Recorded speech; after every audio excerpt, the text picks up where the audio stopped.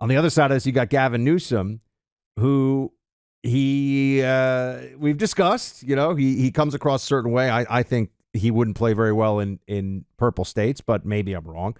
But here he is on the issue of the economic devastation in his home state, play 6. See what's happening there. We do see businesses moving out for various reasons, but some of them saying they're concerned about the crime in the area. When you see that happening to your beloved city, what goes through your mind, and do you think something's going wrong there? No, I think they're struggling to recover from the pandemic. They're struggling to come back. They're struggling with the macroeconomic shifts, particularly as it relates to telework, as it relates to what's the future of a downtown. Is it stacking of offices or stacking of people? And they're in the process of rezoning and rebirth and reimagination. By the way, I've seen that in San Francisco for decades. I'll tell you, Gavin Newsom stacking something, Clay, but it's not housing units. That's garbage, and everyone knows Yeah, it. and it's interesting, too, because San Francisco is such a mess. And I've talked about the commercial real estate market and how much of a disaster it's going to be. Buck, one of the things people say when you say, okay, 3,000 hotel rooms in downtown San Francisco, they just said, hey, we're not even going to try and keep these hotel rooms. They just turned it back over to the bank. The Westfield Mall, which many of you will have been familiar with in downtown San Francisco. Nordstrom is leaving. Whole Foods is leaving. Target is leaving. And so when you look at all these different brands pulling out, I think there's a good chance that Elon Musk is going to pull Twitter out of San Francisco sooner rather than later. And people say, okay, what is the future of San Francisco? I think remote work has impacted San Francisco to a huge extent. Because this commercial real estate is all collapsing. One of the things people think, and I've heard this discussion in New York too, Buck, is, okay, and you heard Gavin Newsom hint at it there, let's just turn from a office building, let's turn this into residential. It's actually super difficult to do, Buck, because you build office buildings, and many people who are involved in real estate will know exactly what I'm talking about, in a way that you don't build residential, right? Like you don't build these buildings the same. So the idea of flipping it, is wildly difficult. Unless you're going to create like a single room occupancy hotel vibe where people have shared bathrooms like you do in an office. You know how usually most offices, you don't have your own restroom unless you're really fancy. But Clay, the problem with this explanation from Newsom, and I do think that this is, I mean, he's fighting on this level right now, maybe because he's thinking he's gonna somehow get into the mix for this cycle. He's definitely, I don't think you or I have any disagreement on this. He definitely thinks he's running in 2028, which is a dynamic that we can't lose sight of here. Everybody who is in the mix now in any serious way will be again the next time around from both sides, Republican and Democrat. You could only have a 4-year president now if it's Biden or Trump who ends up winning this election.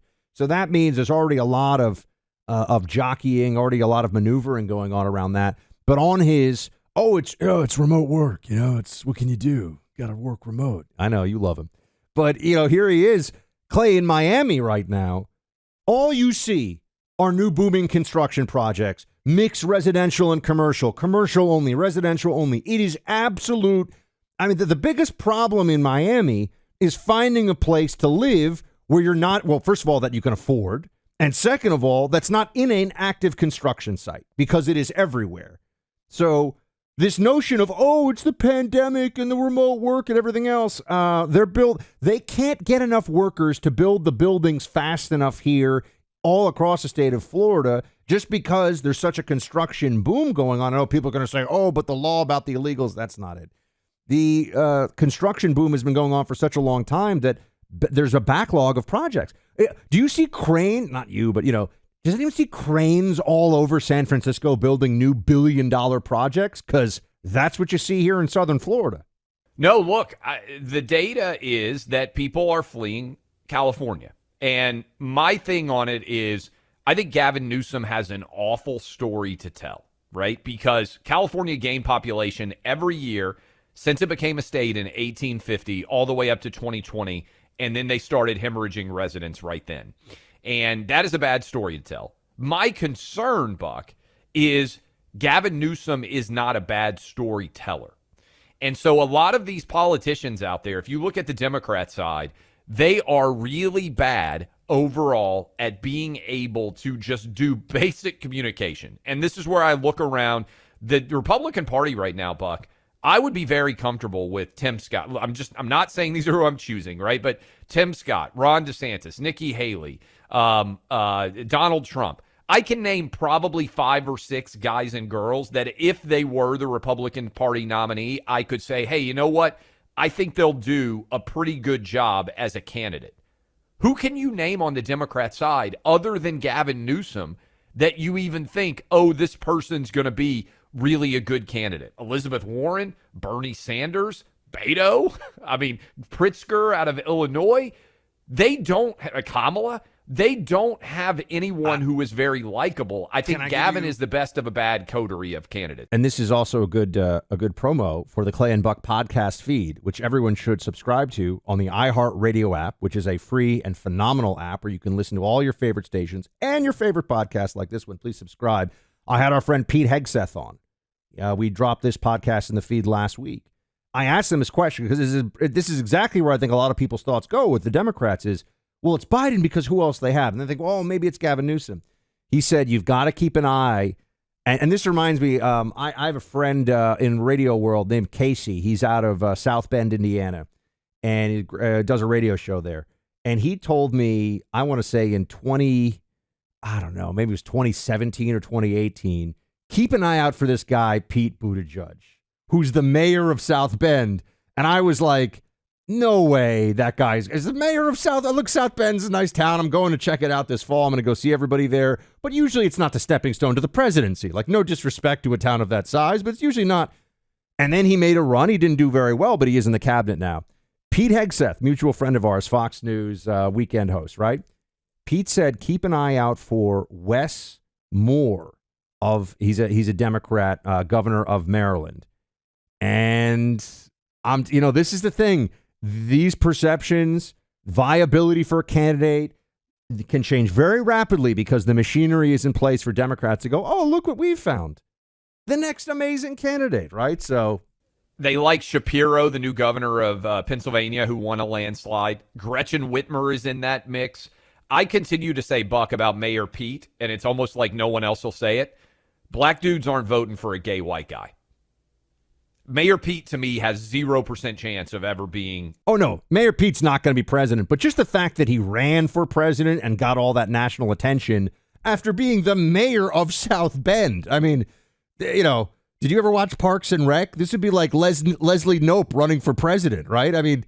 White women love Mayor Pete. White women love gay dudes. They find them unthreatening. They find them funny. This is the whole Will and Grace impact. That was Mayor Pete's base. The rest of the Democrat Party didn't like him. But white women, the wine-drinking suburban moms, they love the gay white guy who's unthreatening. And that's why I think Gavin Newsom, all these, suburban women are going to like Gavin Newsom. Evil Keanu Reeves is going to be somewhat appealing to them. I think the most appealing, unfortunately, I like RFK Jr. Look, Buck, we can mention this when we come back. If RFK Jr.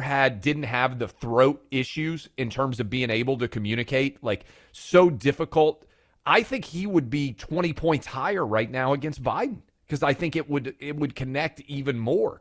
We'll talk about that when we come back. Yeah. Do you agree? Like on some level, the talking and the communication. I mean, if he had a completely useful voice, right? If he didn't have the challenges there, I think he would prosecute Biden to the fullest extent. Well, whether fair or not, it goes to the sense of vitality that is the biggest issue Biden has right now, right? Biden seems decrepit and old and the dementia thing.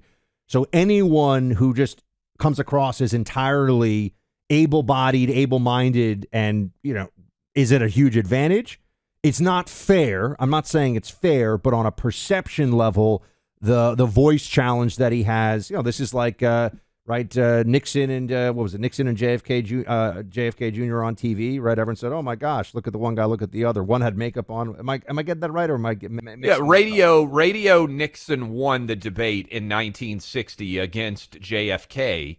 Television viewers, however, overwhelmingly said JFK won. It was cosmetic versus audio. Not JFK Jr., but a lot of we're talking about Jr. a lot these days.